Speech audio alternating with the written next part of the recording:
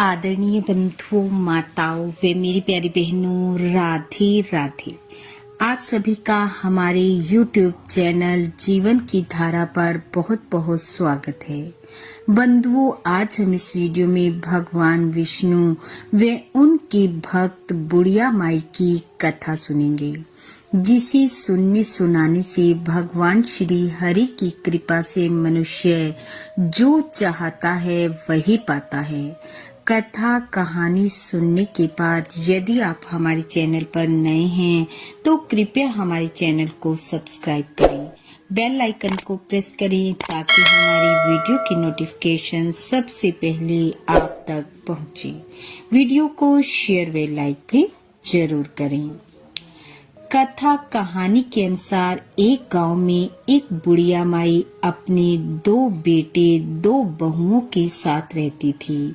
बुढ़िया माई भगवान श्री हरि की परम भक्त थी और भगवान श्री हरि की भी बुढ़िया माई पर अपार कृपा थी। बुढ़िया माई के घर में अन्न धन संतान सुख व किसी चीज की कोई कमी नहीं थी। बेटे बहुएं बुढ़िया माई का पूरा मान सम्मान करते, पोते पोतियां बुढ़िया माई से बहुत प्यार करते और बुढ़िया माई सब सुखों को भोगते हुए अपना पूरा समय श्री हरि की पूजा में व्यतीत करती। एक दिन उसके छोटे बेटे ने कहा, माँ, तुम भगवान श्री हरि की बहुत पूजा करती हो और भगवान की भी हम पर अपार कृपा है।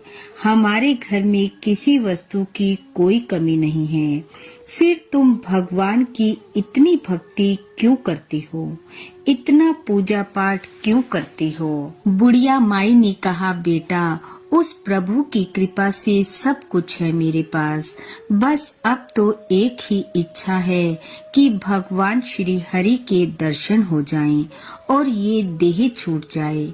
माँ की बातें सुनकर उसका बेटा हंसने लगा और कहा, माँ, भगवान ऐसे थोड़े ही मिलते हैं।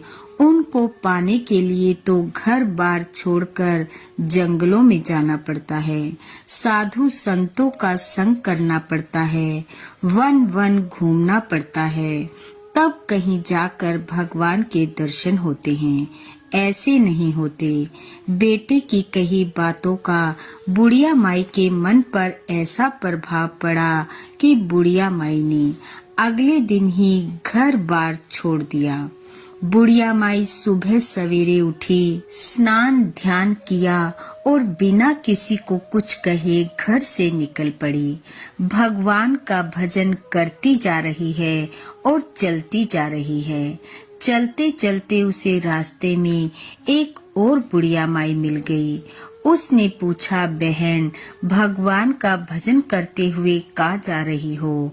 पहली बुढ़िया माई ने कहा, भगवान श्री हरि का दर्शन करने जा रही हूँ। दूसरी बुढ़िया माई कहने लगी, अच्छा, मंदिर जा रही हो? उसने कहा, मंदिर नहीं, मैं साक्षात प्रभु के दर्शन को जा रही हूँ। दूसरी बुढ़िया माई ने कहा, मैं भी चलूं तुम्हारे साथ? वह कहने लगी, चलो। अब दोनों बुढ़िया माई भगवान का भजन गाती जाएं और चलती जाएं। कुछ दूर चलने पर उन्हें एक और बुढ़िया माई मिल गई। उसने भी वही प्रश्न किया। उन दोनों ने कहा, हम भगवान श्री हरि से मिलने जा रही हैं। वह कहने लगी, मैं भी चलूं तुम्हारे साथ? और यह कहकर तीसरी बुढ़िया माई भी उनके साथ चल दी। अब तीनों श्री कृष्ण गोविंद हरे मुरारी, हे नाथ नारायण वासुदेव का भजन करती जा रही हैं और चलती जा रही हैं। भगवान नारायण बैकुंठ में बैठे तीनों को देख रहे हैं कि मीरा भजन कर रही हैं और मुझसे मिलना चाहती हैं, मीरा दर्शन पाना चाहती हैं। चलो इनकी परीक्षा ली जाए कि ये सच में मेरा दर्शन चाहती भी हैं कि नहीं। परीक्षा लेने के लिए भगवान ने सोने की मोहरों से भरी थैली गिरा दी। पहली बुढ़िया माई भजन करते हुए आगे निकल गई। उसने देखा तक नहीं। दूसरी बुढ़िया माई भी अपने ध्यान में मगन थी, उसकी भी नजर थैली पर नहीं गई। तीसरी बुढ़िया माई का पांव मोहरों पर पड़ गया। उसने उठाकर देखा तो सोने की मोहरें। उसने मोहरें उठाई और कहा, मुझे तो भगवान ने धन दे दिया। और बिना उन्हें कुछ कहे वह अपने घर को वापस चल पड़ी। भगवान ये लीला देखकर मंद मंद मुस्कुरा रहे थे। अब कुछ दूर चलने पर भगवान श्री हरि ने सोने की ईंट गिरा दी। पहली बुढ़िया माई को ठोकर लगी, लेकिन उसने ध्यान नहीं दिया, आगे निकल गई।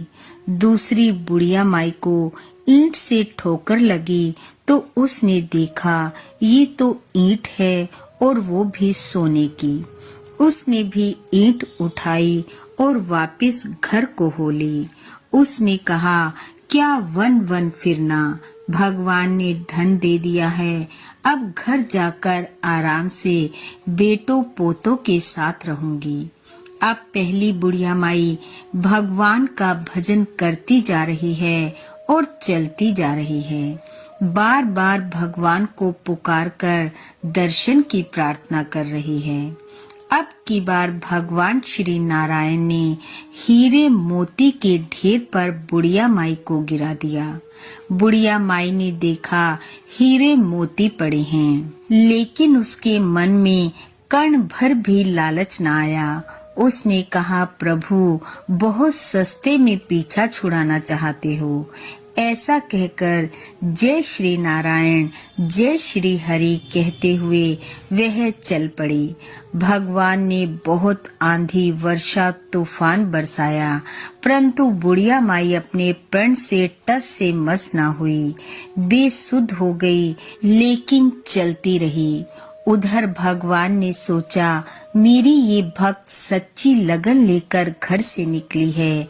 यदि मेरे दर्शन के बिना इसने देह छोड़ दी तो मेरा भी आसन डोल जाएगा।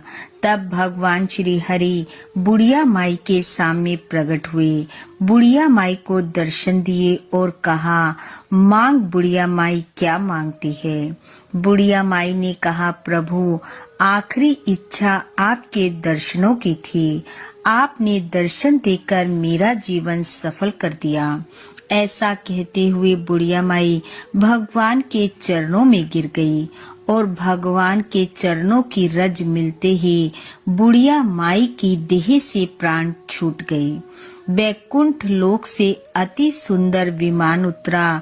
भगवान श्री हरि ने स्वयं अपने साथ बुढ़िया माई को बिठाया और बैकुंठ लोक को ले गई। बुढ़िया माई की सच्ची भक्ति और लगन ने बुढ़िया माई को श्री हरि के दर्शन व बैकुंठ लोक दिलाया।